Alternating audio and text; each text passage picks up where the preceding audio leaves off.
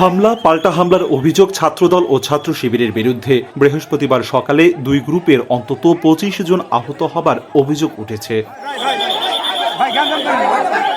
বরিশালের মুলাদী উপজেলা সরকারি কলেজে এই ঘটনা ঘটে। উভয় পক্ষের দাবি, তাদের নেতাকর্মীরা গুরুতর আহত হয়েছেন।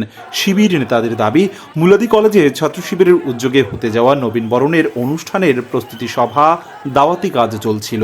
এ সময় জামায়াত শিবির রাজাকার এই মুহূর্তে বাংলা ছাড় স্লোগান দিয়ে উপজেলা ছাত্রদলের আহ্বায়কের নেতৃত্বে হামলা চালায় বলে অভিযোগ করেন শিবির নেতারা। প্রথমে উপজেলা স্বাস্থ্য কমপ্লেক্সে কয়েকজনকে চিকিৎসা দেওয়া হয়। পরে গুরুতর আহত শিবিরের ৬ জনকে বরিশাল শের-ই বাংলা মেডিকেল কলেজ হাসপাতালে এনে ভর্তি করান তারা। দাঁড়াইছিলাম এই অবস্থায় ওরা মিছিল নিয়ে আইসা মোটরসাইকেলে মিছিল নিয়ে আসার পরে আমাদের উপরে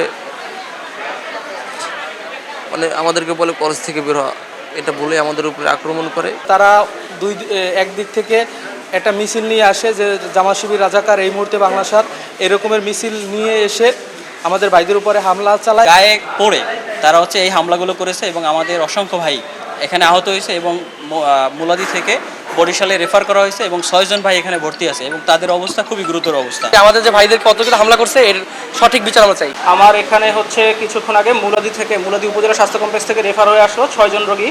তারা প্রাথমিকভাবে হিস্ট্রি দিয়েছে ফিজিক্যাল অ্যাসল্টের। আমি প্রাথমিকভাবে দেখে তাদেরকে মেল সার্জারি ওয়ার্ডে ভর্তি দিয়েছি।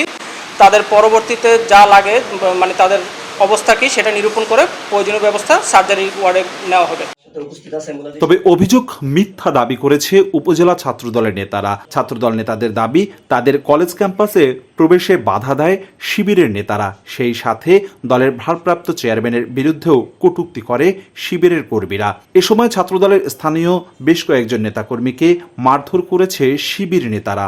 দাবি ছাত্রদলের, তাদের আহত নেতাকর্মীদের উপজেলা স্বাস্থ্য কমপ্লেক্সে ভর্তি করানো হয় বলেও দাবি করেন তারা। আজকে যখন আমরা মুলাদী সরকারি কলেজ ক্যাম্পাসে উপস্থিত হই তখন দেখি মুলাদী সরকারি কলেজ ক্যাম্পাসের ছাত্র শিবিররা আমাদের দেশনায়ক জনাব তারেক রহমানকে নিয়ে বিভিন্ন কূটনীতিমূলক স্লোগান দিচ্ছে এবং যারা স্লোগান দিচ্ছে তাদের মধ্যে বেশিরভাগই ছিল ছাত্রলীগের সাথে জড়িত।